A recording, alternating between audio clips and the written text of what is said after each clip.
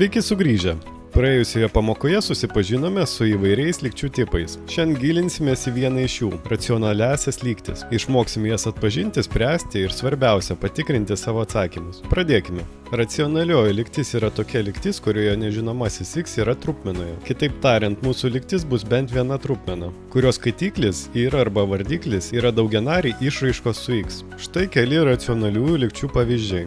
Kaip matote, racionaliosios lygtis gali būti gana įvairios, tačiau visos jos turi bendrą bruožą – trupmeną su x. Norėdami atsikratyti trupmenų ir palengvinti lygties sprendimą, naudosime bendrą vardiklį. Tai yra mažiausias skaičius, kuris dalyjasi iš visų mūsų lygtyje esančių vardiklių. Šioje lygtyje turime vieną trupmeną, kurios vardiklis yra x-2. Taigi bendras vardiklis bus tiesiog x-2. Padauginame abi lygties pusės iš bendro vardiklio. Tada perkeliame x į vieną pusę, o skaičius į kitą. Supaprastiname ir išsprendžiame x. Gavome sprendinį x lygu 13/4. Tačiau prieš apsidžiaugdami privalome jį patikrinti. Kodėl tikriname sprendinius? Racionaliosiuose lygtyse yra vardikliai, o vardiklis negali būti lygus nuliui. Todėl turime įsitikinti, kad mūsų rastas sprendinys nepaverčia jokio vardiklio nuliu. Įstatome x lygu 13/4 į pradinę lygtį ir įsitikiname, kad vardiklis netampa nuliu ir lygybė išlieka teisinga. Šiandien išmokome spręsti racionaliąsias lygtis bendro vardiklio metodu. Nepamirškite, kad sprendinių tikrinimas yra labai svarbus, bet dar svarbiau yra nepamiršti įtvirtinti naujai įgytų žinių sprendžiant praktinius uždavinius, kuriuos galite rasti www.edusia.lt svetainėje. O kitą kartą susipažinsime su kitais racionaliųjų lygčių sprendimo būdais. Iki greito!